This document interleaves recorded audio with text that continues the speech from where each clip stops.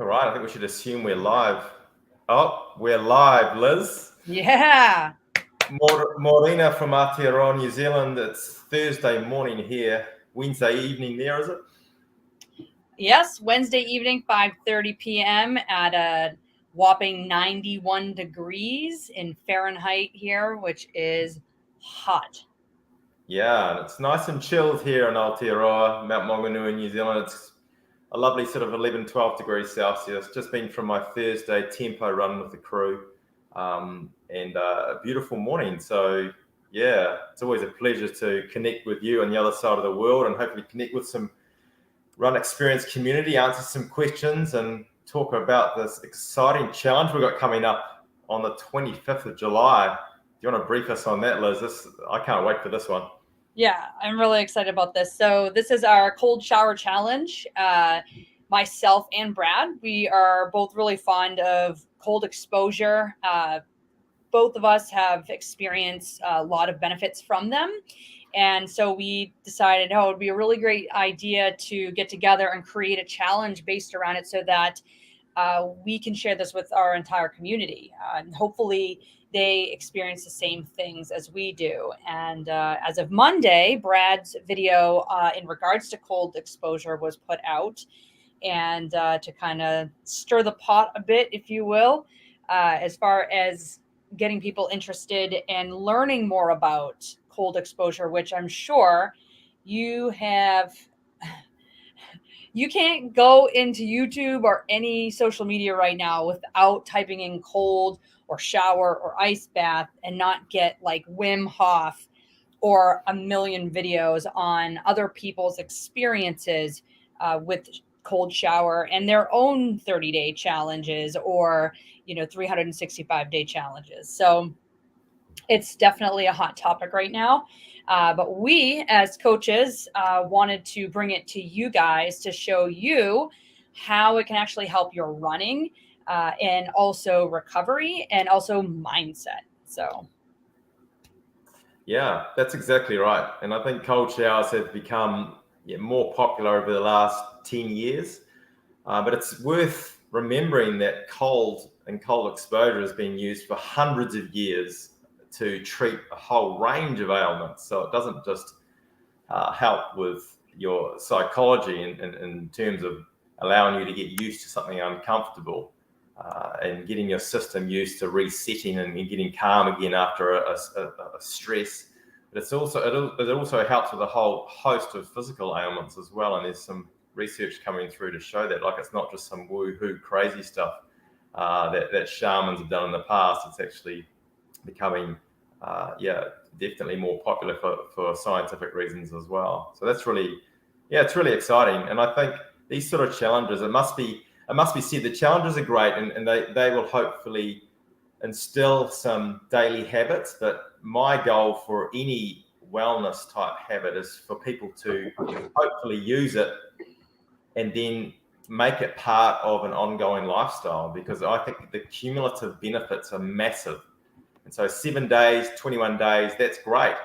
But then it's about how can I bring this into my life and use it on an ongoing basis so that you can experience ongoing well-being, ongoing good health for the rest of your life. Because at the end of the day, as coaches, it's about improving people's lifespan, and that's their functional health for as long as possible, because the benefits there are incredible. And cold water and cold showers are just a very simple, cheap way for everyone to be able to get going with it.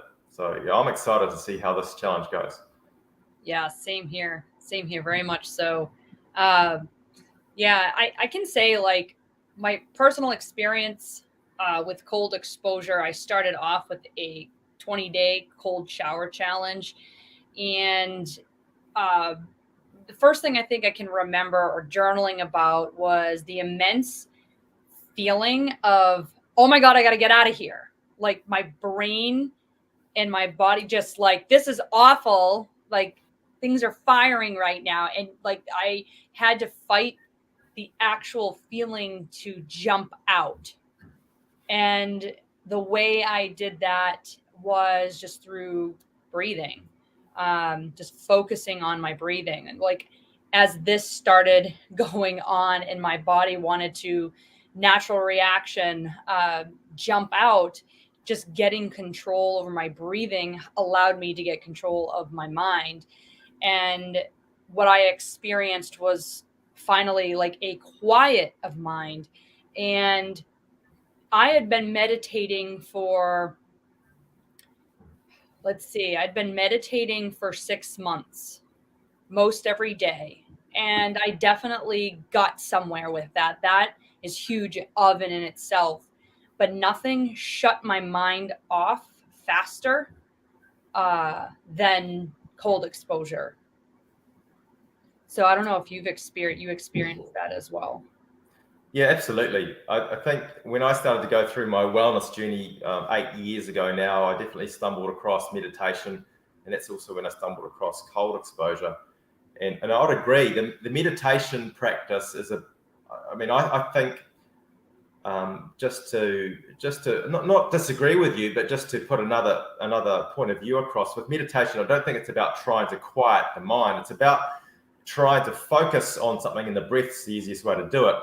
And just to try and bring their focus back to the breath and almost become more aware of what the mind is doing. And so if the mind is moving away and thinking about something else, you sort of just recognize that, tag it, and then just come back to the breath again. Right. I think it's well, not dangerous, but it's difficult for people when we say meditation should be about quietening the mind and having that zen sort of no mind, because you know what, it's not ever going to happen. No, it's practically impossible. I think unless you're right. I appreciate that though. That's a good reminder, because like you're right. Yeah. It is about just being comfortable and seeing it as something almost like third party, as I think Headspace recognizes it as like you are you, but you're watching traffic. And the traffic, the vehicles are your thoughts. And it's like, are you going to jump in the car with them and drive down the street, or are you just going to watch them pass?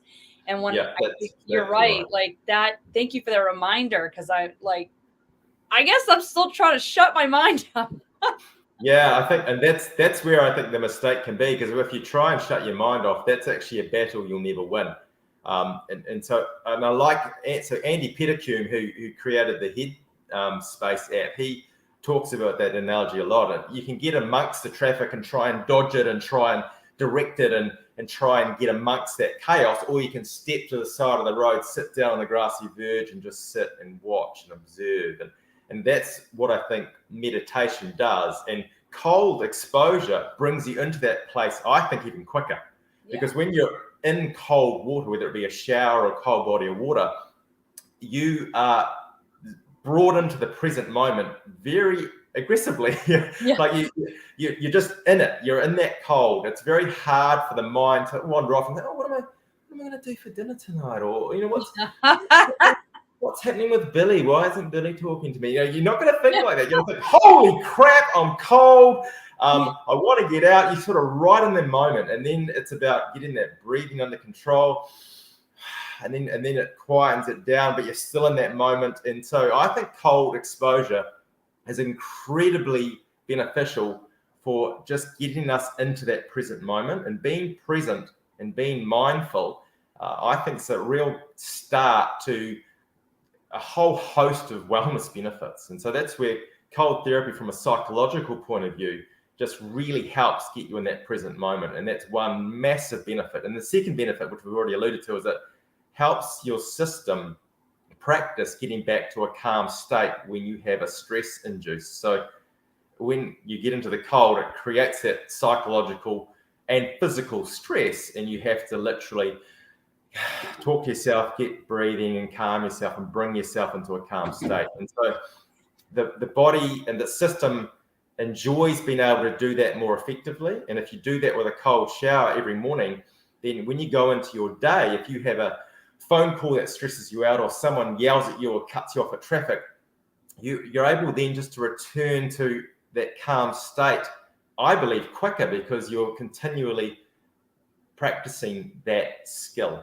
And so, you know, that's why cold is just such a powerful thing on those levels. And we haven't even talked about some of the other physical benefits from the cold, but that psychological, just bringing yourself back into a calm, more leveled state from that stress-induced flight or fight response it's very, very powerful. Yeah, for sure. I just wanted to say hello to everybody. It looks like we've got some viewers coming in and popping in the chat and saying hello. We do have some questions. Hello, Andrew. Hello, Tyree John, Sherifo. Yeah, we've got some awesome things going on in here. We could definitely get to your questions. We are going to talk a little bit more about cold exposure here, and then we're going to go dive into the chat and have you guys answer the questions that you are bringing to us today. And that can be, we're really trying to focus on recovery, but if you found yourself here today, ask away. We're here. We're both running coaches along with other types of things. We know Brad is actually a physiotherapist, runs his own business in New Zealand as well. So daily, he's not only an athlete, but he's also on the other end of things, helping with recovery, but also prehab as well. So we're here for sure. So I guess my question for you, Brad, would be, when you're in the cold, do you want to focus on the bodily sensations and get used to those and understand that they're part of your physiological response? Or are we just focusing on breath? Yeah, I think the mantra getting comfortable with uncomfortable and acknowledging what's going on in your entire system, I think is really beneficial. I think at the start of the journey, what I used to do was just focus on the breath because that was all I could do.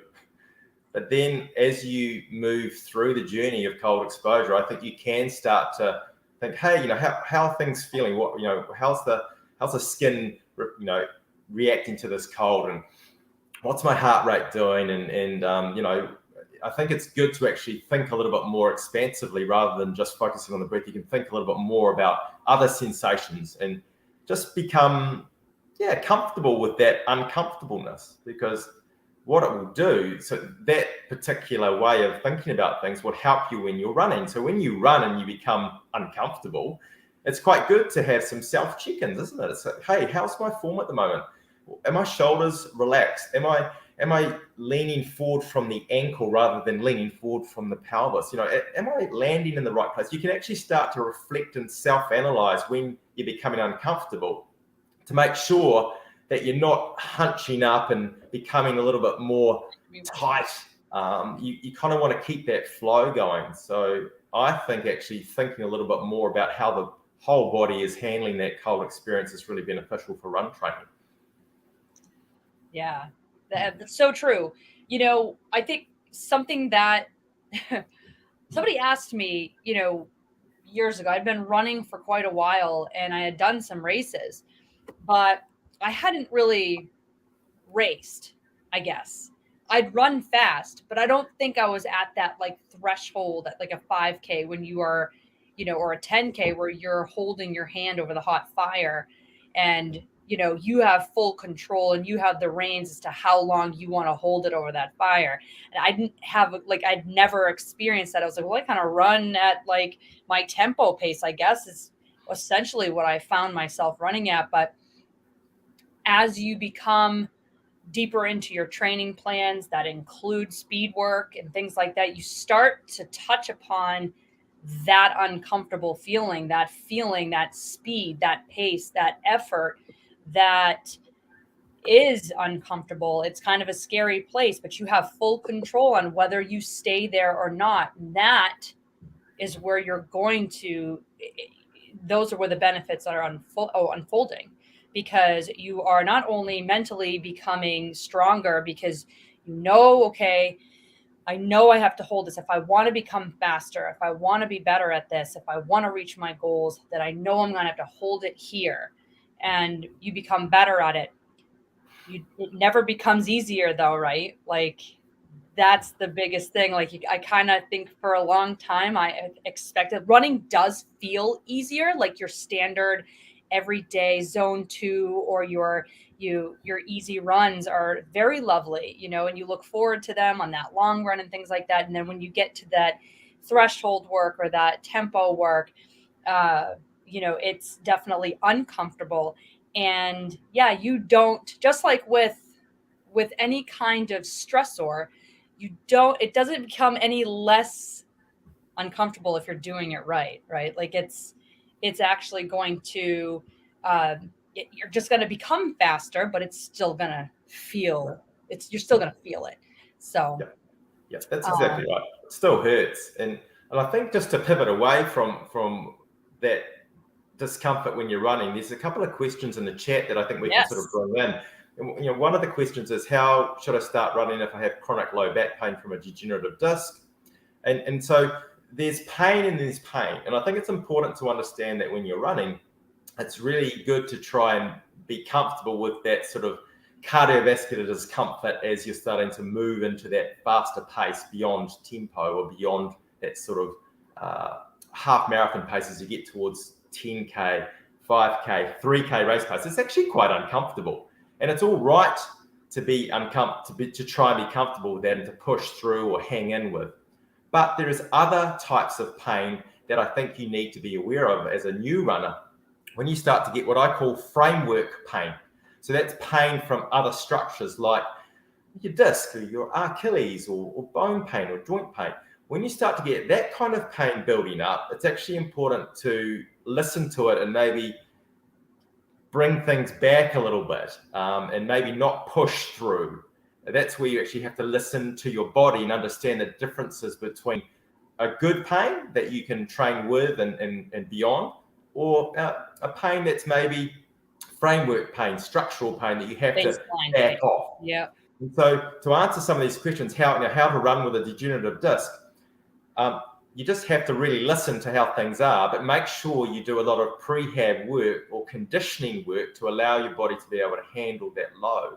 And you can't go past flexibility and core work. And if you can do some core stabilization work, the research shows that if you can get a stronger core when you're running, even with discs that have loss of disc height or disc hydration, so you've got degenerative disc pathology, you can still run, but it does help if you condition your body to be able to handle that load. So I would say before you just start running, make sure that you check in with a really good physical therapist or a therapist that has some experience with degenerative discs and running, and make sure you have a really good conditioning program to give yourself confidence and to give your musculature a strength and stability around that vertebral segment to allow you to run. So that would be my answer there. And then someone else is saying, can I run with an Achilles tendonitis? Well, again, that depends. And I know people hate saying that, but it really does depend, because an Achilles tendonitis, I always say to people, look, check out your morning marker. When you get up in the morning, how many seconds or minutes or steps are you hobbling around with? And so if your run load is making that morning marker worse, well, then you know what? You've got to adjust your dosage. And that's the load, the frequency, the duration and the intensity of your running. You need to change that to get that morning marker under control. So an Achilles tendonitis has to be managed very well with the dosage of running. Sometimes you might even have to stop running for a little bit to get that discomfort under control to be able to then load again with progression. So it really, I would say to people with any sort of injury, that morning marker is a very important pillar to tell you where you're at and to take note of that and then align that with your dosage in terms of the running frequency, intensity, and duration, and manage it that way first. And then you can do the conditioning work around that. And I always say to people, look, it's really good to find a good therapist, whether that be a physical therapist, osteopath, chiro, but just someone that runs or has experience with runners. I think it's a good idea to make sure you see your therapist and they have a good understanding of running, and they can help guide you and problem solve as well. So that would be my answer to those two questions about running with a degenerative disc and also running with an Achilles tendonitis. I'm just going to add to that. for anyone in the audience that is not aware, so there's a lot of people who come to the Run Experience and they start their programming with us, and their baseline, they just run. Like they just found running. It's so awesome. But what is strength and conditioning? Could you elaborate on what conditioning is? I think we all know what strength is, but what is that pair? What is strength and conditioning? Yeah, I think it can mean different things to different people, can't it? And I think it can mean different things in different countries. But for me, strength and conditioning is conditioning the body for the load that you're going to undertake. And that's going to be slightly different for every individual. I believe in the three pillars when it comes to physical fitness. One is your cardiovascular fitness, and then the other two is strength, core strength, and mobility. And then you've got flexibility and regenerative practices. So just to break that down a little bit more, for me, strength is not just about pushing weights. It's actually about core strength. It's about making sure that your whole body can, I suppose, just be able to withstand force so that you're not leaking energy. So when you hit that stance phase in a run, that you're not flopping all over the place. So you want to be nice and stable. So that's what core strength is. And then you can have a more specific strengthening on top of that, whether you want to strengthen the gluteals or the quads, hamstrings. You can do specific exercises to help with that, and then bring it into more functionality so that you're doing those exercises within a running movement. So that's that sort of strength and conditioning.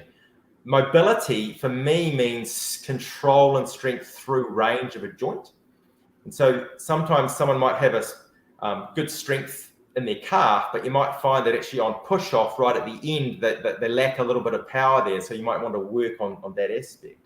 The same with the glutes. You might find that they're quite strong, but actually when it comes to firing a bit quicker, they lose control. So it's about looking at a muscle and how it works functionally within the running pattern.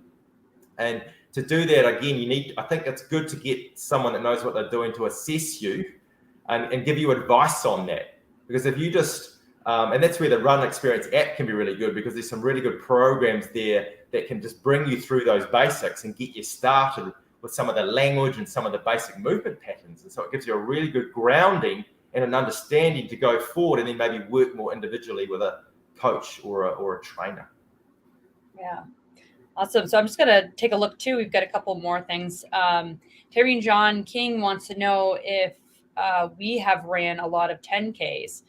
I can answer myself. My first ever race was a 10K road race, and it's my favorite distance. It's my happy place, I think, as far as pace is concerned. But I run the distance more than I actually race the distance. Yeah, I've run heaps of 10Ks in my time. And again, I do really love the distance. So half marathons are great, but a 10K you can kind of just rock out and do without massive amounts of training. I think it's a really nice distance to run. And it can be really useful because when we talk about that tempo pace, that's kind of that pace that you can run for an hour. And so there's a lot of people that can run a 10K between 50 minutes and an hour. So that kind of gives you an idea of what your tempo pace is. So I think for some people, a 10K race gives it lots of good information about how you can structure training following that race. So I would encourage everyone to go out and do a 10K time trial or a 10K race, and just put a marker down and have some fun with it. It is a really fun distance, I think, to race. Yeah, I feel the same way. Andrew Harper actually says, well, I've been having cold showers after run, but that's only because it's so warm out at the moment. Yeah, well, this is your time to get started, right? Like you're like, okay, this isn't so bad. And you may find, so I'm up to a 4 minute, 15-second cold shower right now. And it's because it has been so warm. I find that I'm warm really rather quickly after. But when I was doing this in the winter time, it took my body longer to warm back up. We will have a retest, so to speak, once the winter does show up here to see how this has been affecting me and how quickly can I get back to that baseline warm feeling. But yeah, that's hilarious. Guess what? That counts. It counts. Okay. And there's so much benefit of going from heat to cold you're just teaching your body to be more efficient at thermoregulation, which is essentially your body's ability to warm and cool itself when it needs. Main thing about that is to stay hydrated, because guess what? Just like a lot of other cooling systems, uses water to do that, right? So another reason to stay hydrated.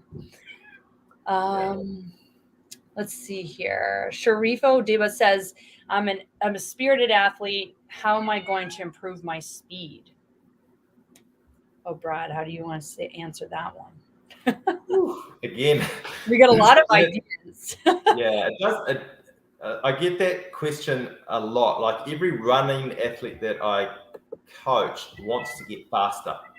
And so what I would say is that you need to work, first of all, on actually developing a really good aerobic base before you start working on speed. Now, there's a reason for that. If you don't have much of a running history, and you go straight into doing a lot of high intensity sprint work, well, your framework, your body, your system isn't used to those forces, and you can create injury. So the first thing I would do to improve your speed, you need to have a bit of a base, okay? And then once you have that, you can then work on that high intensity speed work. Now, again, everyone's going to be a little bit different. Some people will need to work on more aerobic base first, and some will need to work, maybe they've done a lot of aerobic base, and so then will need to do that high intensity work. And it will depend also on what sort of race that you want to do. Like a marathon runner compared to someone that's running a 1500, the training programs are very different. And we need to look at quite different ways to work on that speed. Because what speed means for a 1500 meter runner compared to a marathon runner, depending on your level, it's going to be quite different. So I just think, first of all, it's about making sure that you're working on those basics, developing that aerobic base, and then looking at implementing the speed work within your capacity and building up and having some patience with that. And then you can also look at the conditioning and strengthening work around that, looking at some weight work in the gym where you're actually developing that power, so that force quickly. So there's so many ways that you can attack that and answer that question. And it does really just depend on the individual, the distance that they're training for, and the facilities that they have available. Some athletes might not have a gym, and so you might need to create a home program. Others might love the gym, so we'll do a lot more weight work. Others might have a track nearby, some might not. So it really does depend on the individual. Awesome. We got James Sawyer, who's asking if we have any advice on running with the dogs. And yes, I do, as I have 2 dogs, one of which was large enough to run with me for a long time. We actually have a video on that in our video library on YouTube. So if you wanted to check that out, you could. The first and foremost, actually, we even have a blog post written by yours truly as well on the subject. So, but real quickly, getting the okay from the vet that your dog is in a healthy condition. But dogs need to be trained just like we do. So if you're already at like 6 miles a day, or running a 5K or 10K every other day, your dog's not going to be able to do that with you. What I would start off is, each run taking them with you for a short amount of time to get them used to it, depending on how old they are, if they're a puppy or if they are a adolescent or etc. That's why I say to check with the vet. I checked with the vet when I got my dog. She was 6 weeks old, adopted, and I basically waited until she was about 6 months old and got the clear go ahead. And she essentially built her running engine alongside me at the same time. I started running every day in January, and she would come with me. I would bring bully sticks with me so that she wouldn't lose interest. Now I've built a dog that only knows how to run on the leash and not go for walks. So I do say still walk with the dog if you can. That's why even at her age, she's 11 years old this year. She does not run with me like she used to. She goes out for quick, short little trots. And she's more of a swimming dog now, which is better on her joints and her hip dysplasia that she's currently experiencing. But it was just a real fun question in there. I really had to grab that. But once you get your dog running with you, man, like I always say, there's nothing like more primal than when you're running through the woods and you look alongside you and you're running along a dog or two, like it's your pack. You're like one of the wolves. So it's just so much fun. And if you find yourself wanting to do it, check out those videos and check out our blog, and you can get a little bit, you'll get a deeper dive on how to start and where to go from there for sure. Yeah, that's cool. There's another question here just about cold showers. Is there a better time of the day for cold exposure, a cold shower in the morning or in the evening before bed? And that's quite a cool question to unpack, actually. So, look, I think the cold shower generally is better in the morning. And the reasons for that is because when you have a cold shower, it one of the positive benefits is it kind of amps you up. It creates a kind of really calm, focused state. And the research backs this up with telling us that actually, if you have a cold shower, it actually increases the release of dopamine. And dopamine is basically your motivation hormone. So when you have more dopamine in the system, you tend to be able to focus better on tasks. You improve your productivity. So if you have a cold shower in the morning, you can get all of those improved productivity benefits. If you have a cold shower before bed, that could negatively impact your sleep quality. Okay, it could. But there is some contra research that shows that if you have a cold shower immediately before bed, like within 5 or 10 minutes, that could improve your sleep quality. But if you have that cold shower maybe an hour or two before bed, that might negatively affect your sleep quality. So there is definitely a timing issue with cold showers in terms of where you want to put it in your day. And if you're having trouble with sleep, you might actually want to try a cold shower immediately before bed, but don't do it an hour or two before bed because it will have the contra effect. So basically the answer to your question is I think generally cold showers are better done in the morning rather than the evening, but they can be used in the evening if you keep it really close to when going to bed. Hopefully that's clear. Yeah, I have to say I do a little bit of both. Sometimes I'll do 2 in a day, 1 in the morning and 1 before bed. That really just depends on how hot it is. It also depends on when I've done my training session. So if I've done a afternoon training session, I'm usually back on my computer working, and then before bed I'll make sure that I take my cold shower, and I literally just go straight to cold and then straight to bed. So yeah, I have noticed when I've taken the cold showers immediately before bed, I do feel better. But because I run hot anyways, like even in the winter time, I have a fan blowing on me. So I love those cold showers just to stay cool, lay in my bed and just feel that I'm not sticking to the sheets and all that. So it all depends on the time of year. So come winter, I'll probably be, back to 1 a day in the morning. But, for now, it can be at night as well. And Jody did make a side note to the dog. You shouldn't run with your dog for the first 12 months as the ligaments and tendons need to develop fully. That's exactly what our vet said. But we started the regimen at 6 months so she'd understand the leashing. And yeah, like you don't want to be running 6 miles with your 6-month-old dog. So once they're 12 months and it all depends on the breed too. Some hit maturity a little bit sooner than others. Again, why you should talk to your vet, but yeah. Yeah. Hey, there's another good question here by Knights of Old. He's saying that when he's running, he notices pain and sort of feels like he hits that sort of physical ceiling. But when he's playing football, soccer, and he's running around, he doesn't sort of feel that, and he can sort of push through a bit longer. And he's saying, why is that? And look, he's probably answered his own question because he said, yeah, there is engagement differences. I think when you're playing football, you're distracted because you're looking at the game, you're looking at the ball, you're looking at what's happening, tactics. So you've got some distraction, and distraction can sometimes take that focus away from actually that physical discomfort. But another thing would be that maybe your system is better suited for that sort of on-off running, that interval type training compared to running aerobically, for a longer duration. So it might just be that your system is used to that type of intensity and effort, that short intensities and then on and off, rather than that sort of longer aerobic or sub-threshold type work. So if you want to improve, you just probably have to go out and maybe run for some longer durations, but maybe make sure you peg back that intensity to start with. So just maybe looking at running at a lower intensity and just try and increase that duration.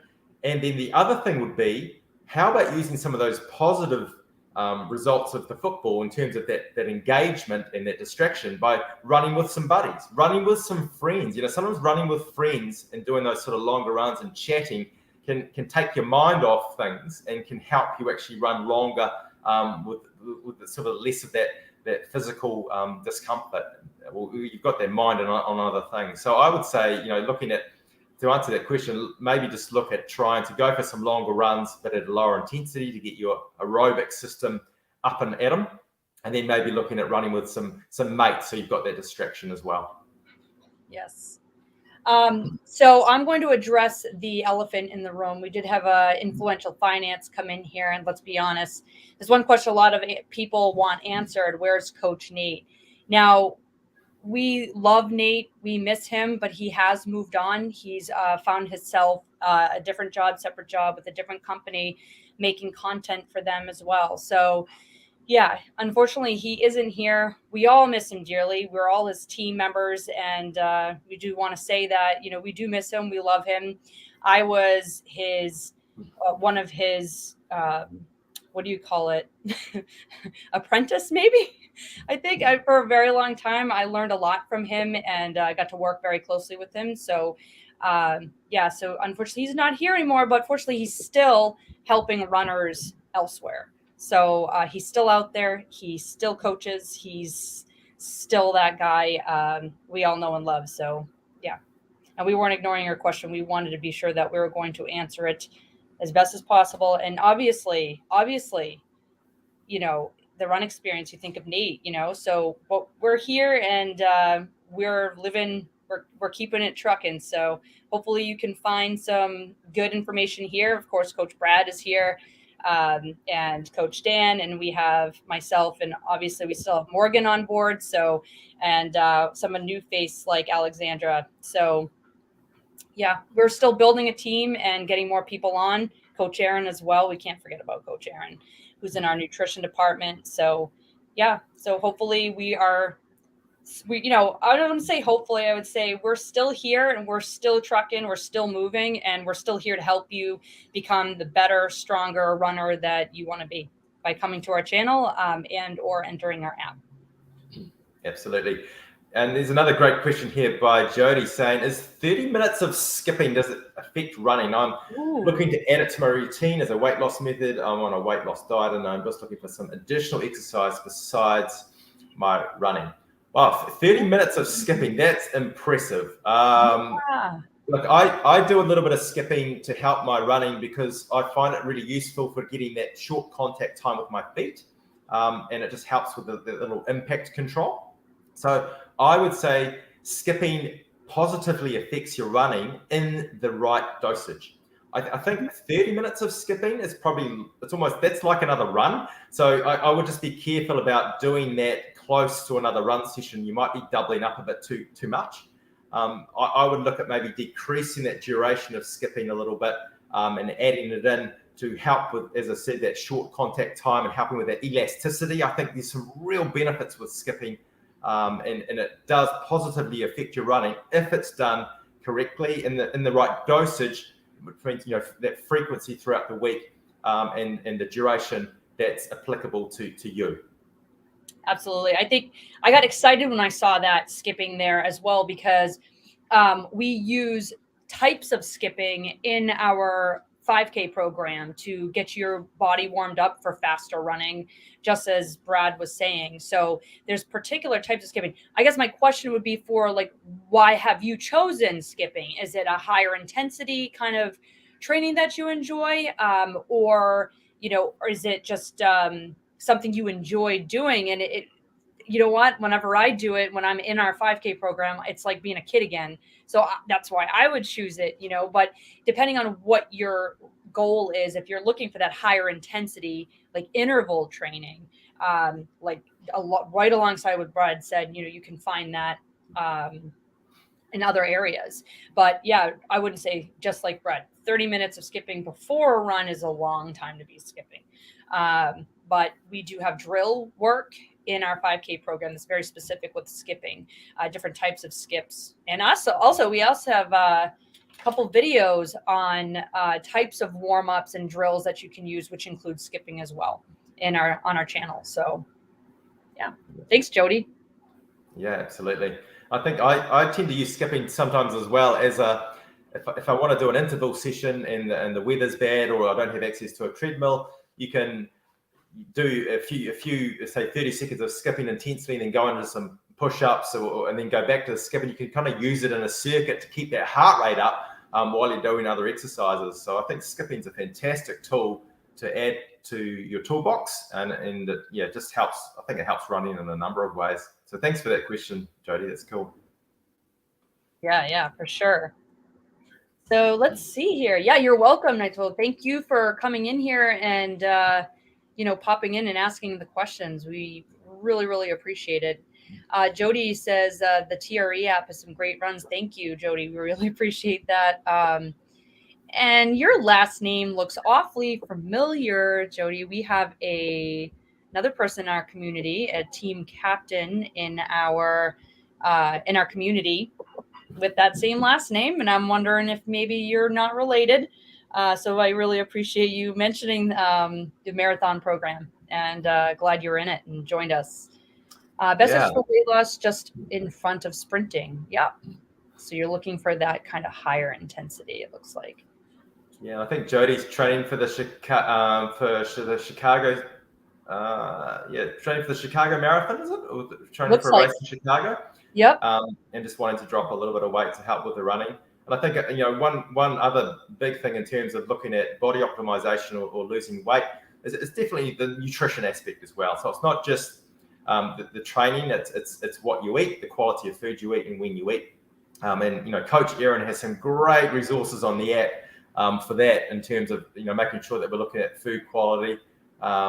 So it's pretty good when you can get that partnership right between good nutrition and good training, and then I think your body optimizes really well. Yeah, for sure. I have to say that getting my nutrition in alignment was a huge game changer for me personally. So much literature on the subject. But as a side note, as a woman, I will say, if you guys are looking for any recommendations on like what to eat as you're training for a marathon, that's a long way to go, and you're going to need to fuel your body on a daily basis appropriately. I would take a look at, as females, we can look at the book Roar by Dr. Stacy Sims. That right there was a game changer, just getting my macros in place for particular days of working. So if I'm strength training primarily, if I'm hitting those higher intensity strength trainings, or maybe it's a longer, my goal is muscle atrophy, sheer strength building, my daily, my nutrition is going to need to be a lot different or look a lot different on a day like that versus a day where I'm going out for a nice long run. You want to give your body the fuel it needs depending on what you're asking for it from that day. And she breaks it up in a very simple form too, as well as Miss Coach Aaron in our app with her nutrition. A lot of her recipes you'll find are nutrient dense, which means you are finding the micronutrients that you really need during you're losing sweat, you're losing those micronutrients actually. So you can check that out, and also check that book out as well. Coach Aaron's got some fantastic resources in the app. I mean, the food's not only quality and gives you the nutrients that you require to perform at your best, but they just taste delicious. So I can't recommend Aaron's content enough, and the app does a great job of presenting that. We've got another cool question here by Influential Finance. He's currently running 5 days a week and cross-training 1 day a week. When is it best to add strength training sessions, on an easy day or a hard track tempo day? And I think that's another really good question, and I get asked that quite a lot. Like, where do you fit in that session to get the maximum benefit? And I personally think with strength sessions, generally that should be done on an easy day, and maybe not within 48 hours of a tough run day. So I try to keep my strength session away from my, say, tempo run or track speed run, and we'll do it maybe within 24 hours of a cruisy, easy run, so that you're not creating too much of that double up cumulative load. And then if you can put a strength session closer to some of those runs if you want to get an effect, a training effect, but I wouldn't do it too often, because if you do that too often in, say, a 6 or an 8 week cycle, you can create problems and probably increase the chance of injury. So generally, I would say try and put it on a day with either it's close to a cruisy easy run or an easy cycle or a cross train, and not on the same day or within 24 hours of a hard track session, speed run, tempo run, or hill reps. So hopefully that answers that all right for you. Yeah, and our programs, not to ring our own bells here, but our programs insert those strengths training sessions for you exactly in their best spots. Whether you're an intermediate or advanced, it sounds like with you running that much, you're in an advanced crew area for sure, intermediate, advanced. So depending on what you need done, but our strength training is put specifically in certain days. And right, like Brad said, you've got an easy run one day, the next day you got your specific strength training session, and then you're working on core the latter part of the week. So excuse me just a minute. I think that's a really good point. I quite like the idea of following a plan, especially those plans in the Run Experience app, because they take away decision fatigue. You don't have to worry about where you're putting it. You just follow it along. You get up. You know that it's being put in a place that's going to give you maximum benefit, maximum training benefit and absorption. So it's really nice to have a plan worked out, and that's where the Run Experience app's really, really good. And following those plans, and you know that there's a whole bunch of coaches that have gone and put thought into it for you, so then you can just enjoy the session and don't have to worry too much about what's coming up. Yeah, absolutely. That's a great point. Decision fatigue. I think I suffer from that every day. Yeah. That's why it's so hard to if I don't do my session earlier in the day, by the end of the day, I've got 900 reasons why I shouldn't do it. Yeah. Give me one reason why I should. It's not going to be enough. I'm done. Yeah, absolutely. Actually, Liz, you might be able to answer Jody's question there, just saying about does Erin do nutritional plans for TRE members? Maybe you can answer that question for Jody. So not directly through the Run Experience does she do it, but she has helped members in some general sense as well. So, I mean, bottom line, you're in our app. I would direct message her and see what she is doing, what she has available. There's a lot of talk about getting her in a position to do that with the Run Experience. I would love to see her do it. So I would just, at this point, would definitely just direct message her in the app, see what's going on. She could tell you better. Like I said, it's not directly through TRE, but we're going to be working on that. Hopefully in the future, we'll have something along those lines available. We do have our Healthy Habits Nutrition Challenge, which is a 30-day, I call it a course, where you learn how to build healthy eating habits on a daily basis. You're doing something small. It's very doable each and every day. You learn a lot about food, where it comes from, and where to buy organic, where it's okay not to, things like that. So, and you just build those habits over the course of 30 days. By the time you're done the 30 days, you are left with these tools to be able to make decisions again. But back to that decision fatigue, you no longer have to make the decision. You have 30 days of really good habits that you built over the entire time. They say, what does it take? 28 days, 26 to 28 days to build a habit? Yeah, I think it takes about 31 days to build that habit, but probably up to, not to blow anyone's bubble, but 60 to 100 days to really entrench a habit. So you I gotta think keep going. so you got to keep going. I think 21 days, 7 days, 21 days. These challenges are great to just give you the tools and build some routine. But you know what? I'm a big believer in that sort of 66 to 100 days to really entrench a habit. And so I'm a big believer in trying to keep going for a while. Rather than just worrying about a 3-week thing. I think it's 3 months is probably a little bit better, definitely. Hey, and there's another great question here by Big Man saying, "Hey, is going for a run 2 times a week all right?"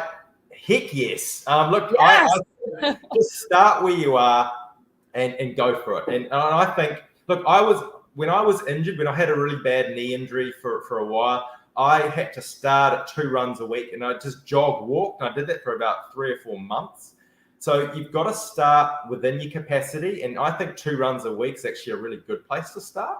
It allows your body time to absorb that load, and then you can also do maybe a bit of cross training around that with some cycling, swimming, or some elliptical training in the gym or rowing machine. And then maybe a little bit of core, some flexibility. And then maybe after you've done that 2 runs a week for a period of 6 weeks, 8 weeks, you can then up it to 3 runs a week if you want to. But you know what? There's no black or white, right or wrong ways to do things. Well, I suppose there are at the extremes, but I think you've got to, it's good just to start.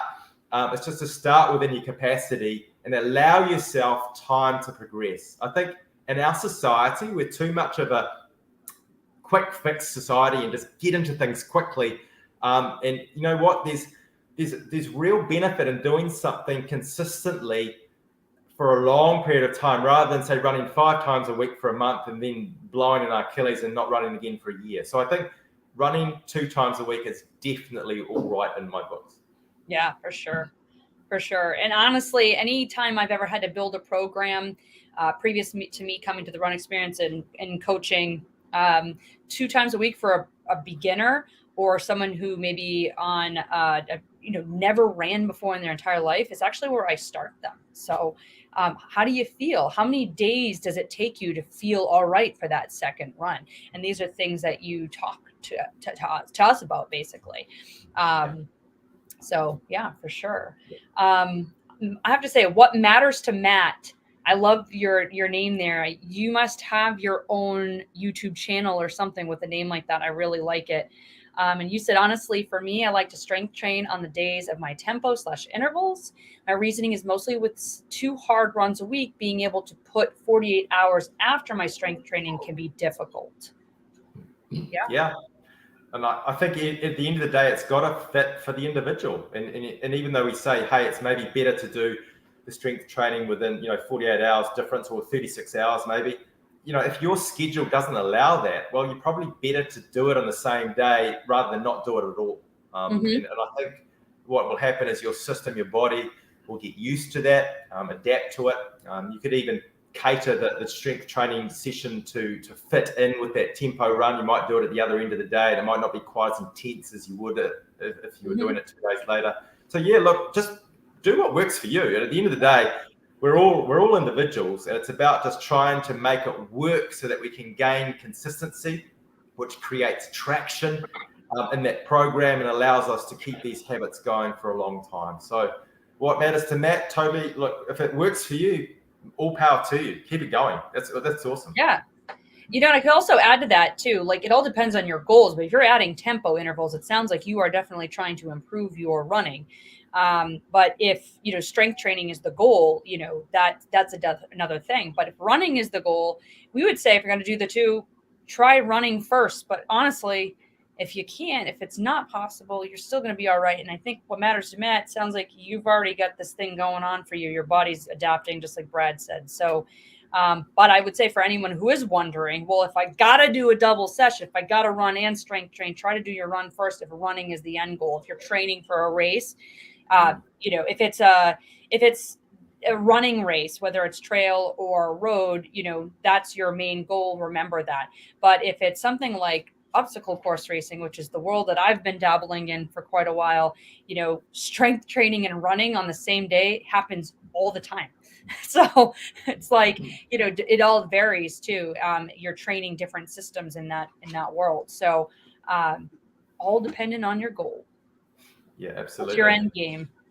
Yeah, for sure. And what matters to Matt's just sort of said, he's ran his first marathon in May. So well done, Matt. I mean, that's really cool. That's really cool. And then Helen's come up with a really good point. You know, if you do your strength training on your run days, you can then leave.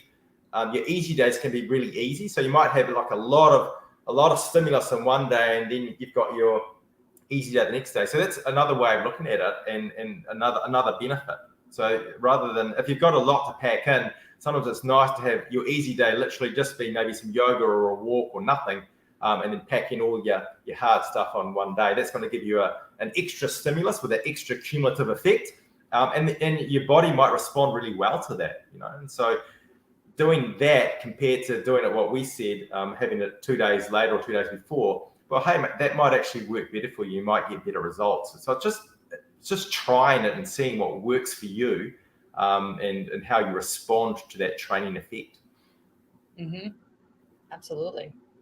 And yes, he says absolutely running comes first. So yeah, you know, YouTube channel, small YouTube channel. Thanks for the shout out. You're welcome. And thanks for coming over to us and hanging with us, you know. Let's see here. I think that might be all the questions we've got in the chat box, in the chat box. You're welcome, Influential Finance. Thank you for coming and asking questions and joining us. We can't thank you enough. But yeah, I would just say, you know, we're the Run Experience. On that note, we're your guardians of health and well-being. I think in a way, we just happen to use running as the engine or as the main focus, because it's one of the easiest forms of exercise. You really only need a good pair of shoes. I have friends who don't have running watches, which is far beyond my understanding. On a funny note, because I have yet to run naked without a watch, or it's actually quite a great excuse for me to not run when I'm supposed to be running if my watch needs to be charged. So on a fun note on that, yeah, we're here. We're hoping that we can help you all, become better runners, injury free. I think is the main goal here. I think that's how I found the Run Experience. I know it's how I found the Run Experience. Everything hurt, and I was just wanted to keep going. I was getting better. I was getting faster. I was getting stronger. I was hitting the marks of the types of different runs, varying them. I was also strength training 2 to 3 times a week, but still I was missing parts of the puzzle, which was my mobility and core work. So even all that strength training I was doing, I was not focusing on the core. So, you know, when you hit these main points, the fundamentals of where TRE is built upon, you know, we feel that you can run for the long run, literally, you know, and figuratively. Yeah, yeah, absolutely. Yeah, and like it's so much fun being part of this positive, motivating team, and there's so many different points of view on how to keep people running within this team, and it's just really fun getting this information out there and across to people. So yeah, we really value you guys joining us on these chats, on these lives, and it's just fun to connect with people all over the world. I mean, there's some real benefits to this kind of technology. It's you know, I don't take this for granted. I think it's a real special thing, and it's really exciting. There is one other question from Jay Quinn, just saying, he or she posed a question earlier about running with a torn MCL. So that's your medial collateral ligament in your knee. So again, I'll probably go back to saying you can run on that once you've had enough healing for you to be able to run in a straight line without pain. And that will depend on the grade of the MCL tear. So it's quite good to get a little bit of supervision with a return to run program with a torn MCL, and make sure that you've got some good advice from a practitioner that has dealt with that. So what I usually do with that is, once people are pain-free, I usually get them running in a straight line to start with. And then after a number of weeks, depending on the grade of the tear, between your sort of 6 and 12 weeks, we might get them just changing direction very slowly. So it's about knowing the extent of the tear and when you can actually load and run. And so I would suggest, please make sure that you're being overseen by a good practitioner to get you back into running at the appropriate time frames for the extent of that injury. Absolutely. Great. Yeah, definitely. And then keeping your eye on it with consistent prehab, once you are healed and you are running, just remember like, oh, this might be a spot. And a lot of the physical therapy that you would be assigned is going to be things that you're going to take with you for the rest of your life. I know like I've seen physical therapists a few times in my life, and I'm still doing those exercises, even from the first time I saw one, which was 10 or 15 years ago. Yeah, I'm still doing those core movements because I had low back problems. I'm still doing those core movements every day just to be right. So once you start asking yourself, asking more from your body, such as from running or strength training, yeah, it's ever more reason to really start being sure that you're hitting those marks and you're keeping the tissues happy through mobility, myofascial release, but also strengthening. Yeah, that's a really good point. People ask me all the time, when can I stop these exercises? And I say, well, you know what? Do you stop cleaning your teeth because you cleaned them yesterday? Exactly. Dental hygiene is really important, but you know what? Your body hygiene, your body ability for strength and control is so important. Your body's the most amazing instrument you'll ever own. And I think we need to be doing work on it daily. And whether that be some cardio, a little bit of strength, a little bit of flexibility. You know what? I know that the governments around the world suggest we do 5 times 30 minutes a week of cardio. I would suggest optimally we need to be doing an hour a day, and that should be made up of I'm serious. We need to be doing a chunk of cardio, a chunk of flexibility, a chunk of strength. We do an hour a day, and that's going to move the human species to our potential, which means that we'll have decreased injuries, decreased disease later in life. So I'm probably speaking to the converted out there, but hey, make sure that every day you're doing something to move your body so that it can function to the level that you want, so you can enjoy life deep into old age. Because moving and being functional is something that you take for granted until you lose it. And so I'm a big believer in making sure that you're doing something daily to move you towards the best that you can be. Absolutely. Awesome. Oh, Quinn does say, I've since seen an orthopedic surgeon and says he doesn't see why I should stop. It can't be too bad then. So that's good. Yep. I'm really glad. Again, I'd add to that if the orthopedic surgeon, hopefully the orthopedic surgeon's a runner, but if they're not, make sure that you don't take that sort of advice black and white and think, oh, cool, I can just run. I'm going to go run a marathon. You listen to your body, and I'd start with some straight line stuff to start with, maybe 2 or 3 times a week, and then progress from there. Because it's just about listening to your body and making sure that you're not doing too much to go beyond the capacity of healing for that structure. Okay. Oh, we got one last question. I think it's a good question to perhaps top it off. One last question. What are your favorite races that you've done any distance? I'll you go first. You know what? Look, I've been running for almost 40 years now. So I've done a whole range of races. And I can honestly say one of my favorite races was the London Marathon. I really enjoyed the London Marathon. I did that back in the year 2001. And what I loved about it was I'm sure it's like that with any big city marathon, but you got people that lining the way the whole way. The atmosphere was incredible and motivating. And it's just a great way to see the city of London. Like I got to run through all the different areas of London. I got to go to London Bridge, and I just found the whole experience was fantastic. So I think, I've done several races over several distances, but London Marathon, that was a big high for me in my running career so far. That's awesome. I have yet to do any of those big city races. I can't say that exactly. I did my first ever half marathon was the Boston half marathon. Everyone knows the Boston Marathon. is in April, but the Boston Half Marathon, which is part of their distance medley, which is a 5K, 10K half marathon, and then the marathon.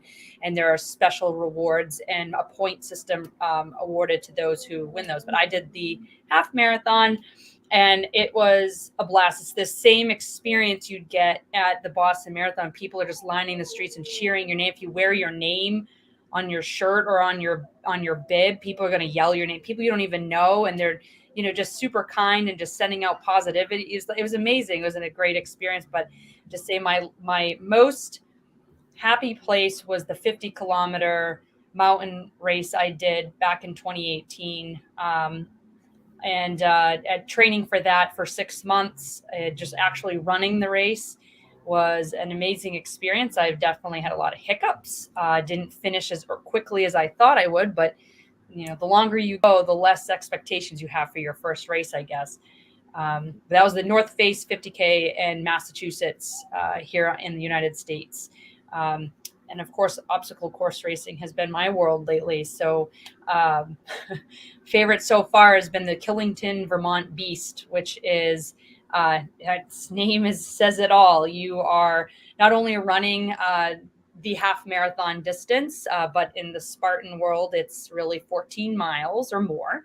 And you are also jumping over walls, climbing ropes, you're carrying heavy buckets, but then you're also climbing at least 6,000 feet of elevation gain that day. So that would be probably the toughest thing I've ever done.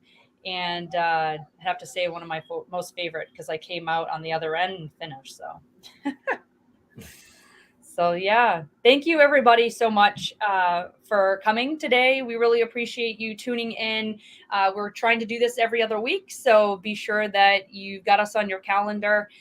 We do have some fun people in store. Hopefully we'll be interviewing some people, some runners, and essentially just helping to inspire you all to keep going, hitting the pavement, hitting the trails, and hitting those weights if you're in the gym. But thank you, everybody. Thank you, Brad. It's always a pleasure talking with you on the other side of this beautiful planet. And yeah, thanks, everybody. Cool. Yeah, thanks, Liz. Thanks, team. Catch up next time.